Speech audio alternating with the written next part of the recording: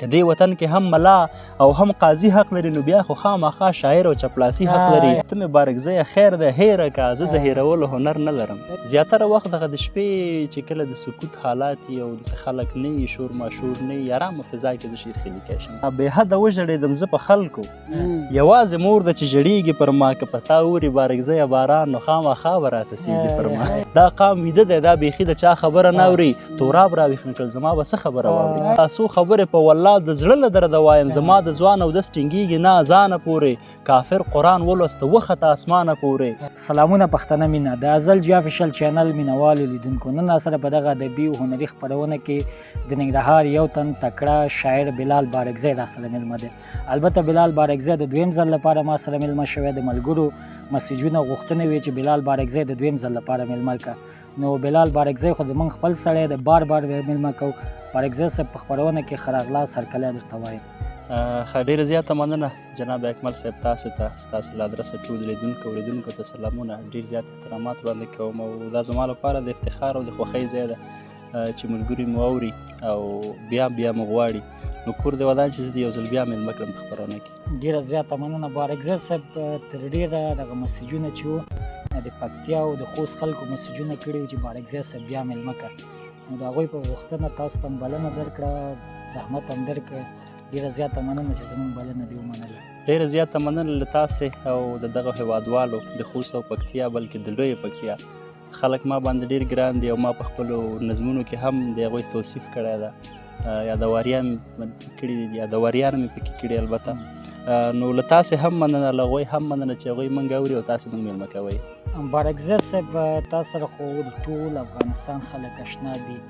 نو ځینې ملګرو دغه پوښتنې لیږلې وې او بارکزي صاحب نه پوښتنه وکړه تر دم ګړۍ د څومره شعرونه او نظمونه لیکلي دي؟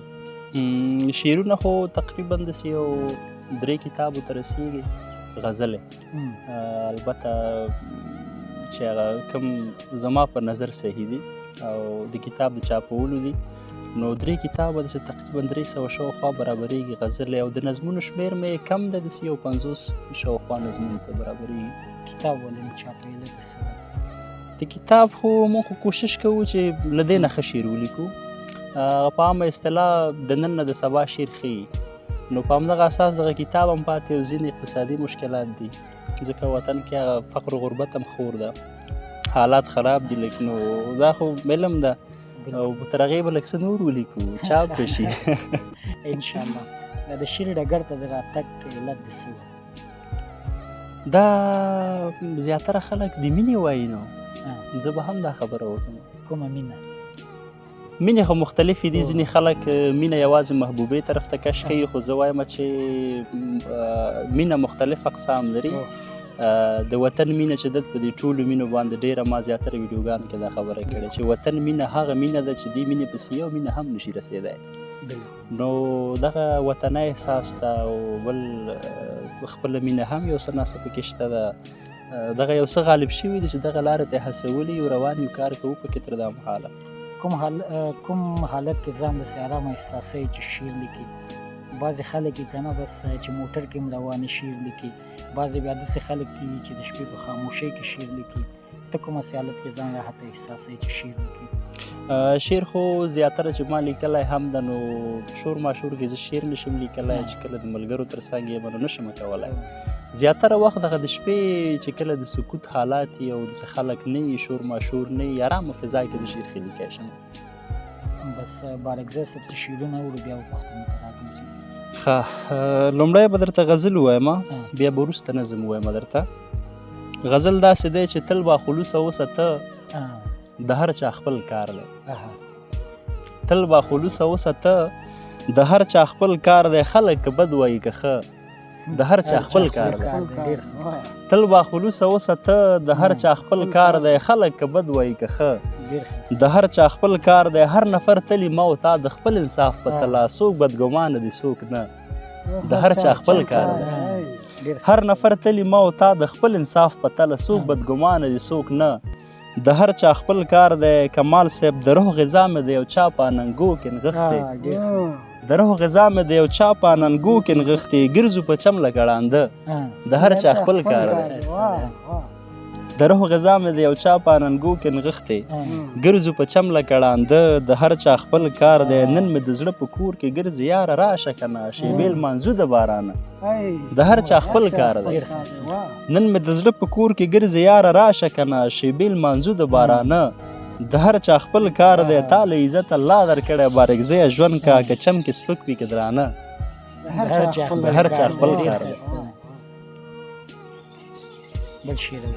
بل هم ویمه او بل هم ښه زړه لرمه زړه لره ور نه لرم ځکه خو اختیار د ځیګر نه لرم زړه لرم زړه لره ور نه لرم ځکه خو اختیار د ځیګر نه لرم سر د پاسه یو سر قبلوم اشنا نور د سر له پاسه په سر نه لرم سر د پاسه یو سر قبلوم اشنا نور د سر د پاسه په سر نه لرم هیلې مې ژوندي جسد کې مړې ښکاري ونه کې میوه د ثمر نه لرم هیلې مې ژوندي جسد کې مړې ښکاري ونه کې میوه د ثمر نه لرم سترګې د زما سترګو کې مټو زما و مخ ته شپې دي سحر نه لرم ډېره مننه سترګې د زما سترګو کې مټو زما و مخ ته شپې دي سحر نه لرم هر عزت ته ګورم په درنو سترګو یو خواهش له فکره بهر نه لرم هر عزت ته ګورم په درنو سترګو یو خواهش له فکره بهر نه لرم ته مې بارکزیه خیر ده هیره کا زه د هیرولو هنر نه لرم ته مې بارکزیه خیر ده هیره کا زه د هیرولو هنر نه لرم یو بل شعر نظم به ووایم یا نظم وروسته ووایم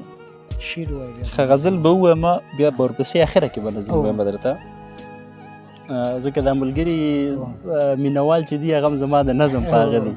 هغه نظم زیاتره چې دي شاعران رانه غزل غواړي او مینوال رانه نظم غواړي نو دا ملګري به وساتو همدې لپاره چې نظم اخره کې وایو چې لاړ نشي ستا خواره خوله کله مړېږي پر ما زر کوه زه ناوخته کېږي پر ما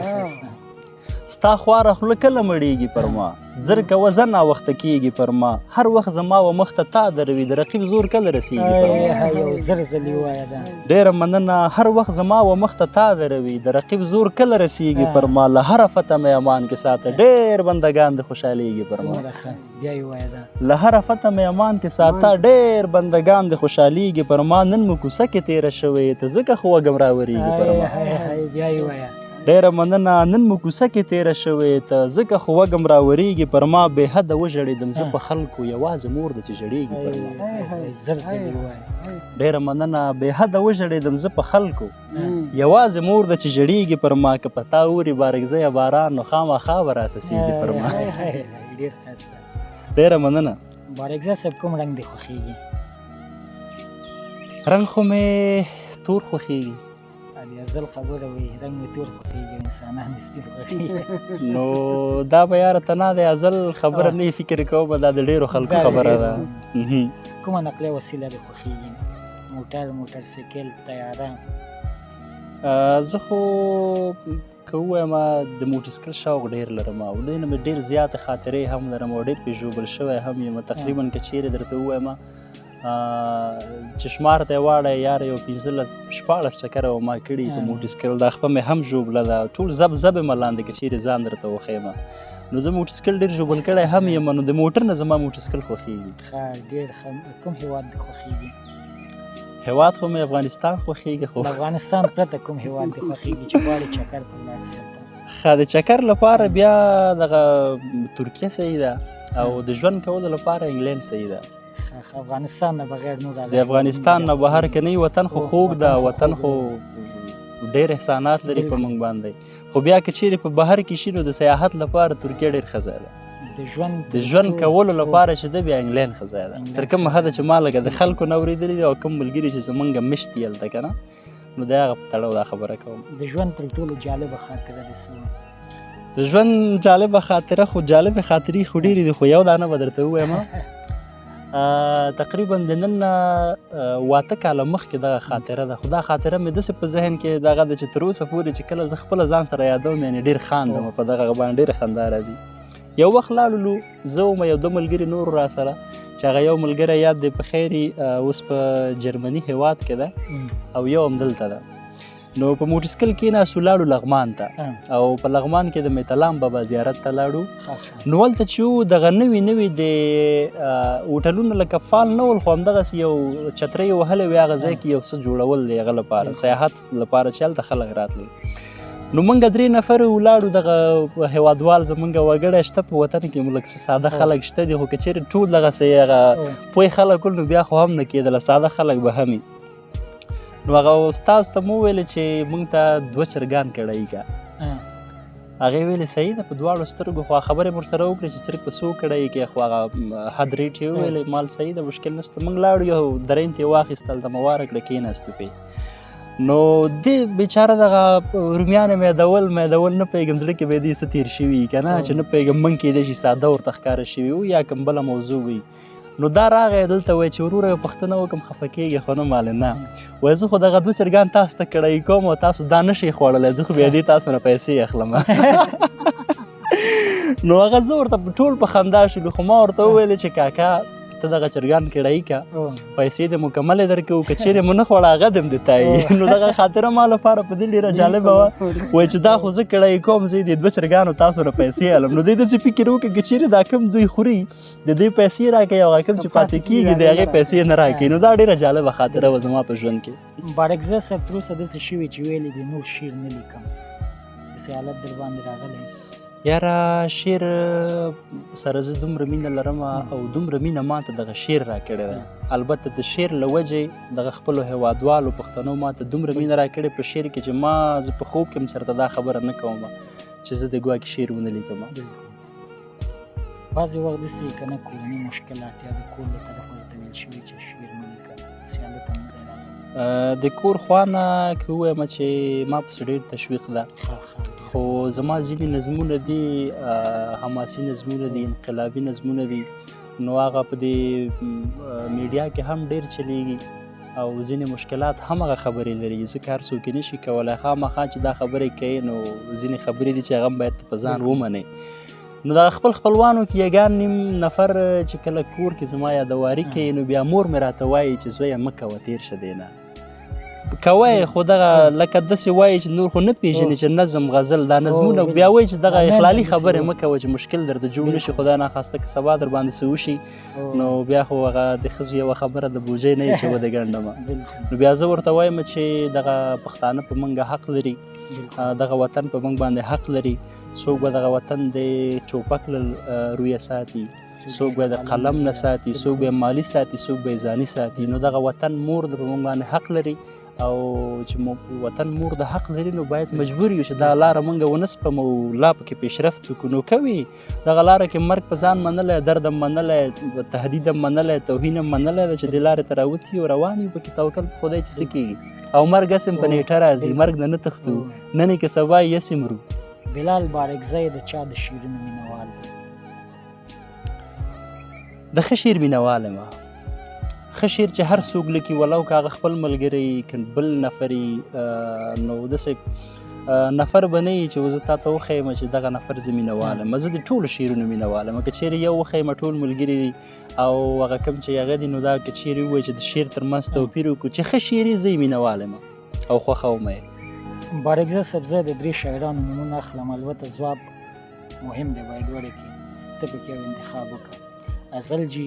صداقت نیازی او جمشید صاحب دا 3 واړه ملګري دي کمال صاحب څه وکړو دا نه کېږي چې دا 3 نومونه دې لیکل او یو دا نوم راځي او که نه دا 3 نومونه که چیرې داسې هغه دې کړی او هغه په عامه اصطلاح پچه دې اچولی وله چې یو مې راجي کړی او بیا به نه خفه کېدل 3 واړه ملګري دي صداقت خو زما ډېر سنګري ملګری ده صداقت نیازی او په ډېرو مشاعرو کې م سره ناسته ولاړه کړې ده په ډېرو ځایانو کې سره ناست یو فکرونه مو سره تبادله کړي هغه هم ملګری ده ازل جي سره چې دا هم زموږ ناسته ولاړه ډېره شوې ده هغه هم ملګری ده او جمشید صاحب خو بیا زموږ د نیمې شپې یار ده نو همدغه موضوع به دلته پرېږدو 3 واړه راته ګران دي ترنم سره څنګه ترنم اوري که نه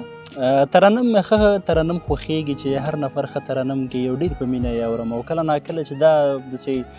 لکه میډیا کې نه کوم ډیری خلکو د ستاسې په شمول ډیرو غوښتنه کړې ده ترنم چې ویې که خو کړی مې نه ده کله چې یم په خپل هم ځان سره بنګېږم را بنګېږم هغه ټیم که مثلا یو نفر کار کوي یو څه کوي که نه مثلا فرض که دلته دغه واښه دي دغه چمن ریبې که نه نو خامخا دغه وخت چې اړه یو څه به ځان سره هغه کوي نو ښه ترنم ډېر مینهوال یم هر نفر چې ښه ترنم کوي زما په زړه کې ځای لري او بار بار یې اورم د چا ترنمونه ډېر اوري ترنمونه خو هم که په دې تړاو هم درته ووایم چې نفر به مشخص نه وي ښه ترنم چې زړه ته مې ولویږي اورم یې ولو که هغه وپېژنم که یې ونه پېژنم نو اورېدلې بیا داسې ګڼم په ځان باندې لکه فرض لمونځ باید دا زه مکمل اورم او بار بار یې اورم مبارکزی صاحب وروستۍ پوښتنه د ژوند تر ټولو بده خاطره دې څه وه یاره ژوند زه ټولې ښې خاطرې لرم بده خاطره او بده خاطره تر اوسه نه لرم نو څه ووایم ډېر ښه وروستي کلامونه اورو ملګري به په تمه وي چې بلال بارکزي باندې نظمونه ووایو نظمونه به ووایو ښه نظم به درته ووایم چې کمال صاحب اجازه ده له خوبه جګ شئ پښتنو دنیا ته فکر وکړئ سترګې څلور کړئ ناروا روا ته فکر وکړئ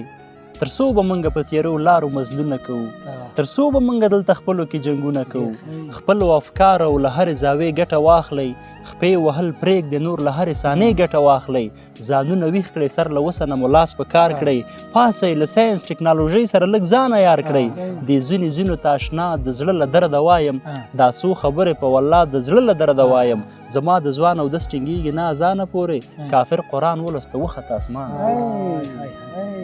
دې ځینو ته اشنا د زړه له درده وایم دا څو خبرې په والله د زړه له درده وایم زما د ځوان او دس ټینګېږي نه اذانه پورې کافر قرآن ولسته وخته اسمانه پورې یو قوي زړه و چې له موږ خوشحال خان قربان کړ باچا خان هم د پښتنو لپاره ځان قربان کړ دا خو به ومنو چې زوی وي د ابا په شانتې میندې به را نه وړي بچي د احمدشاه په شانتې